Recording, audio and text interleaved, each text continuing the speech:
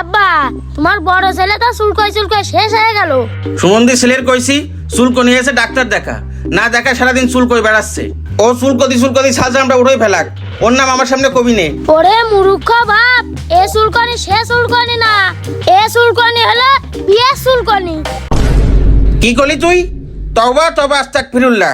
আমি তো বিয়ে ছাড়াই ছেলে পিলে দত্তক নেওয়ার পরিকল্পনা করিলাম। আর তোর মা মরে যাওয়ার পর থেকে এইবার আর কোনো মেয়ে মানুষ আসবে না, বুঝতে পারিস? শালার বুড়ো রে, এই বুড়ো পয়সা থাকাকালীন আমাকে আর বিয়ে হবে না। এই তুই কি কিছু করছিস? ওই গুনগুন করে কোনো লাভ হবে না, তোমাদের স্বপ্ন পূরণ হবে না, বুঝতে পারিস? তা তো বুঝতেছি, তুমি পয়সা থাকাকালীন এবারে আর কোনো বউ আসবে না। আব্বা আব্বা আব্বা করে না, হাত কেটে যাবে নেই। তোমার হাত না জাগাতে কেটে যাক, জাগাতে কাটলি আমরা একটু রিয়াই পাবা নেই। ওই যে সুমন্দির ছেলে আমার সামনে চুলকতি আসতেছে, কোনো লজ্জা শরম নেই।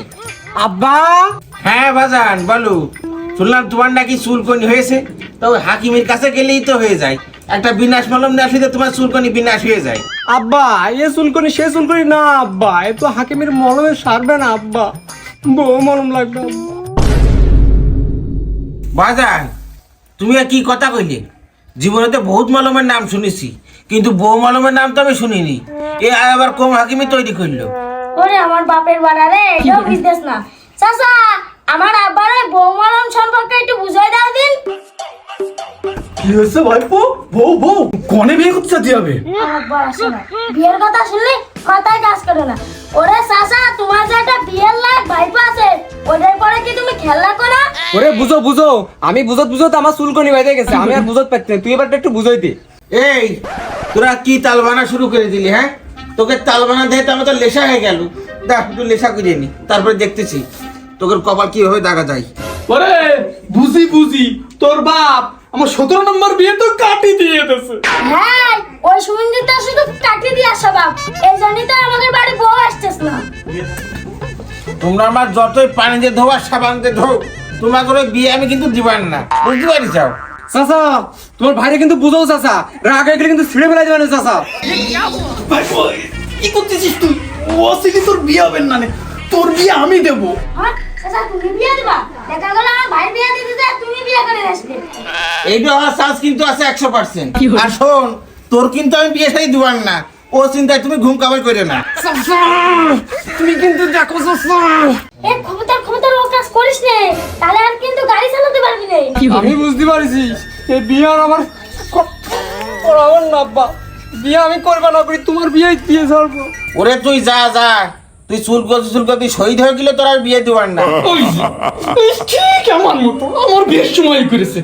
আমার ভাইপো বিয়েটা না করলি এই বংশে বাতিটা কি জ্বালাবে? আরে তুমি বেশি কথা কও। 17টা বিয়ে করেছ বাতি জ্বালানোর জন্য, তারপর তোমার দ্বারা কোনো মুরত হয়নি। ও চাচা, তাহলে তোমার কাজ করে না? হ্যাঁ বিয়াদব, কোনে কি কথা তুমি জানো না? আর আব্বা চাচা বাতি না জ্বালাতে পারলি আমি তো আছি, আমার একটা সুযোগ করে দাও। ভাইপো তুই কিন্তু বেশি বুঝতেছিস। আরে তুই কিন্তু আমার দুই ছেলে নষ্ট করতেছিস। বড় ভাই তুই বোঝো না তোমার ছেলে চুলকনি হয়েছে কি করতে? চুলকরি হয়েছে বিনাশ কলম দিলে সেরে যাবে, তাই নিয়ে তো রাজনীতি কিসের? শালার কপাল আমার। ভাইপো তুই চল, তোর বাপ বিয়ে না দিলি আমি বিয়ে দেবো। চাচা তুমি কিন্তু সাবধান, আমাকে দুইবার বিয়ে দিতে যাবে না, তুমি বিয়ে করে নিয়ে আসে না। না তুই চল।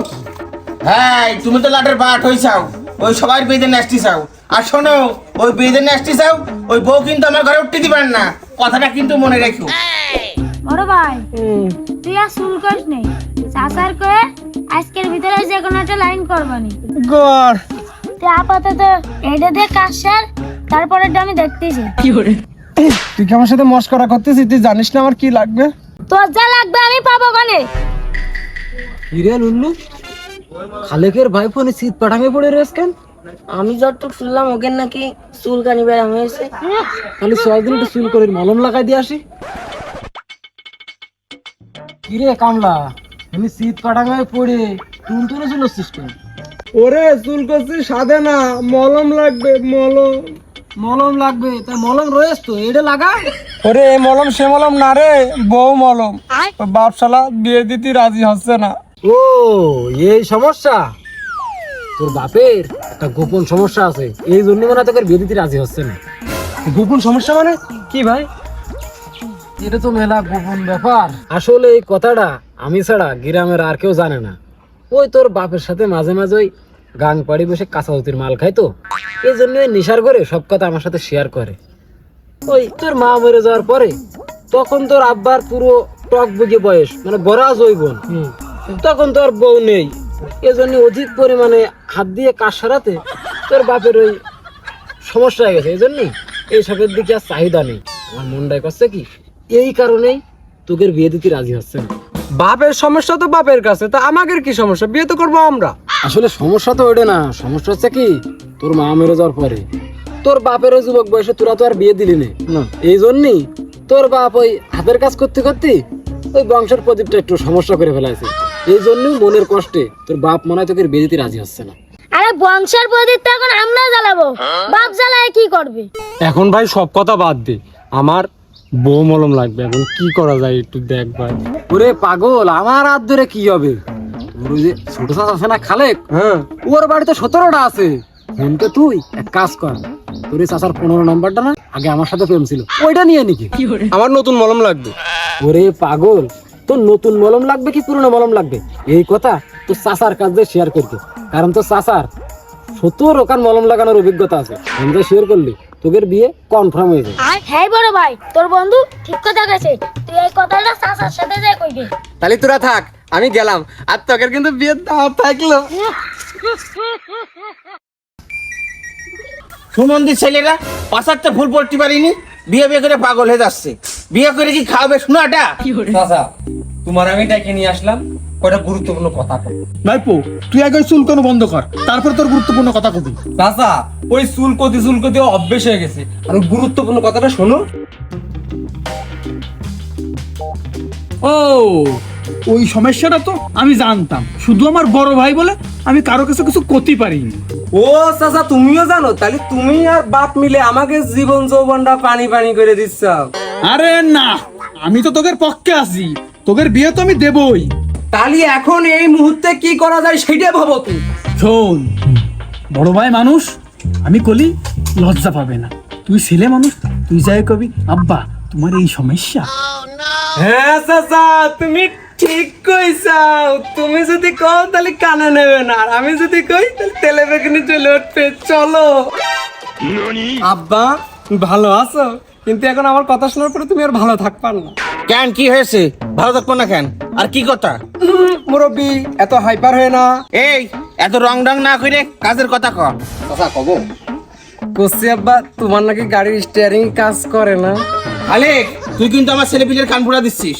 এই আব্বা থামো, চাচা আমাকে কিছু কয়নি, আমি শুনেছি আরেক জায়গাতে। তুমি বিয়ে দিবা কিনা সেই কথা কও, নাইলে তোমার যে সমস্যা মাইকিং করে কিন্তু আমি আর চাচা মিলে পুরো গ্রামের মানুষের জানাই দেবো। সোনামণি, না এইসব বলা যাবে না।